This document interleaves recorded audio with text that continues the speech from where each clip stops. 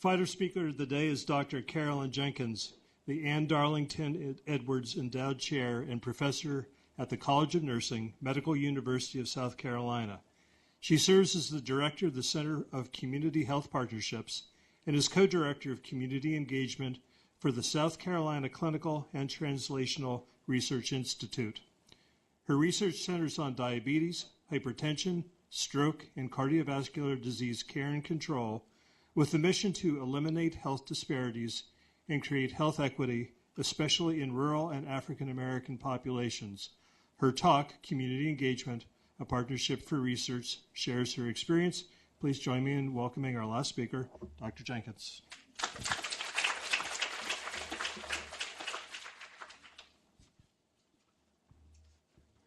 Slides look good. Good. And it's truly a privilege to be here. And I know I stand between you and the most important activities of the day, which are the discussion groups and the work that will follow. When we're thinking of community, all of us belong to numerous communities. There's geographic communities, there's online communities, there's communities of interest, and we can take our hats off and move from one community to the other. So I'd like you to think about that definition, and then think about the definition of research. When I think of research, I simply think of it as a systematic way to answer a question. So we're going to talk about some of the principles of community-engaged research and describe community engagement, as well as some methods for data collection and evaluation, and look at it through a PCORI lens. You've seen many of the models that I'll flash up very quickly that help us really look at all the different levels of factors that influence our health. We also know that healthcare is probably around 10% of the factors that contribute to premature death. And so we need to think about all the others, particularly the ones that are modifiable. And how do we modify them? And Dr. Frieden, the CDC director, has worked and put this one together. So I like to think of translation of research in the way that Henry David Thoreau says. If you've built castles in the air, and we built a lot of those, your work need not be lost. That is where they should be. Now, let's put the foundations under them. And the foundations really is that engagement of communities and bringing the communities together so that we develop a more realistic whole. And the Institute of Medicine says community engagement should be involved in all stages of research. A textbook that you could probably easily download if you want more information is on the CDC website. And NIH has a definition of community engagement as the scientific inquiry conducted in communities and in partnership with researchers. And it is such that community members, persons affected by the health condition, the disability or the issue under study, and other stakeholders in the community's health have the opportunity to be full participants in each phase of the work. And let's underscore, in each phase of the work. And so if we look, there's the basic scientists, then there's moving from the basic science into human studies, clinical science, and then to the communities and translation for improved health. And there's many, many roadblocks along the way. One of the ideas of coming together as a whole and bringing everybody together is to really plan how to overcome those basic roadblocks. And we oftentimes work very passionately, but very separately. So the whole idea really is to bring together this community so that we work together, so that we're not like two donkeys pulling one way or the other way, that we really work together. Traditionally, though, what many of us have been exposed to, both researchers and probably you as community members, is that there's some involvement in research, but traditionally it's been in recruitment and retention of the subjects and in data collection and looking at some measurement instruments. But here you see various different stages that we can become involved in. And with PCORI, that selection of the research question is one of the most important, and then moving through that process and partnerships. So what we need to do as academic researchers and clinicians is come out of the ivory tower, particularly in the academic setting, and our stakeholders perhaps need to come to the ivory tower so that we can work together throughout the process. Or we, as the researchers, need to go to the community and sit down and have a cup of coffee and discuss the issues. And we need to connect the silos as we move through. PCORI has 6 engagement principles. One is reciprocal relationships, so that roles and decision-making authority of all the research partners are defined collaboratively and clearly stated. So you'll probably be working on that throughout the process. Then there's co-learning. We need to learn together so that we understand each other. And I'll give you a quick example of learning together. One of my PhD students was doing cognitive interviewing about a research instrument. And the question was, on a scale of 1 to 5, how much do you worry about your diabetes? And the patient answered 1, maybe even 0. And as the cognitive interview proceeded, why did you answer 1 or 0, my student asked. And the patient said, I just lay in my bed at night, and sometimes for 2 or 3 hours, I praise to God that he won't take my leg, he won't take my kidneys, and she went through this long list.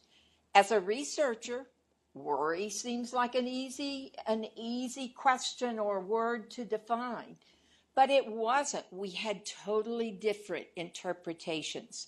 So that interpretation becomes important, that we co-learn together. And then the third principle is partnerships. And truly those partnerships are so important.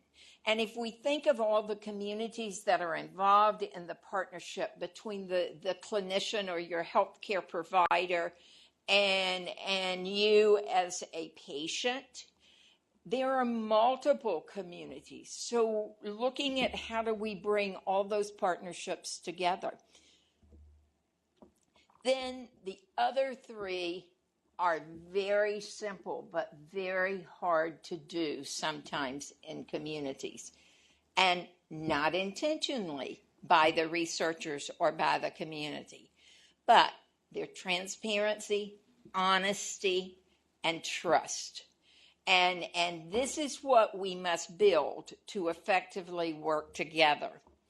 And PCORI also expects a plan and a related budget for fairly compensating those involved. Now, the issue is they don't always fund at that level. So there's a lot of negotiations as we move through. And they define some of the engagement activities. This is just a sample model. And with compensation, they talk about that compensation demonstrates recognition of value, worth, and fairness of treatment. And it's for all members of the research team, but it needs to be flexible. So there may be negotiations of time, of perhaps as a researcher frequently, I don't have the money to pay my community research participants because I try to do too much. But I can trade back. I can come into the community and I can address some of the issues that they're interested in. So there are lots of models or frameworks that are used in community engagement.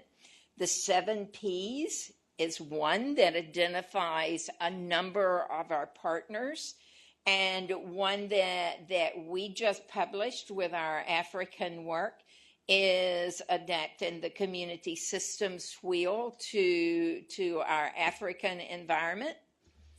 And then there are different levels of community engagement. And with PCORI, what we're focusing on is that collaboration and shared leadership to really answer a question, a research question that is of interest to those most affected. And there's lots of benefits. Certainly, there's the shared priority, there's the local knowledge, there's buy-in, but largely it's coming up with practical and effective solutions. It's empowerment of all involved and building our problem-solving skills, and then the acceptance of the project and the solution by our communities, and the sustainability. How do we take what we've identified and translate that into sustainable projects? And then the community members sometimes say, ooh, and I'll give you an example. With a pilot test that we've done, we were looking at community health workers compared to nurse telephone visits. And so it was a feasibility study. And so the results, there were 3 different agencies who said, oh, we want to take the community health worker model and put into our agency based on what you found. And I'm saying, wait, this is a feasibility model. We can't take this feasibility study and convert that into this is gospel. This needs to be done. Further study is warranted. And so in addition to the research process and those complexities, there's also complexities in the setup of community engagement. Those who are involved usually have training for regulatory and study requirements. In South Carolina, we use the city training, which teaches about the ethics of research. Then there's the contracts and professional services agreement. When I started working in community, those contracts actually said, you as a community partner will do X. It never said what I, as an academic researcher, would do other than pay them some money for it. Now we have, and the academic researcher will do X, Y, and Z, and the community contractor will do A, B, and C. So the expectation is that those agreements will spell out our activities. And then there's regulatory approvals on how we spend the money and the reality of budgets. From a data collection point of view, there are many, many, many different methods. There's what we call the qualitative methods, which really look at discovery of adding or building, sometimes building our instruments or validating our instruments. But we could go through and spend a few hours on each of those. And then most of us have been exposed to the quantitative methods of surveys, interviews, the biological and clinical data. And we're hearing more and more about the mixing of methods. And there's a couple called nominal group process and Delphi process that allow us to do that. That is to capture the input from our communities and then to use a more quantitative way of saying these are the most important for our communities. Another question: who best represents the organization or the community? It may not always be the person with the time and energy to do it. And then we need to explore the diversity of the participants that are most affected by the issue. What's the participant's agenda for participating? That needs to be on the table. And then we need to examine who's missing from the table and perhaps bring those to the table. The organization is another. Several people have alluded to a community advisory board or an advisory board or a board of directors. In reality, probably with PCORI, yes, we have some of those, but a coalition is probably the best way to describe, because we come together and have an agreed upon purpose, but yet each member of that coalition maintains their autonomy. Here is an example that I took from one of the PCORI websites quite a while back on how they looked at stakeholder feedback as they developed a framework and a toolkit. And you can see the many different communities that came to the table for input.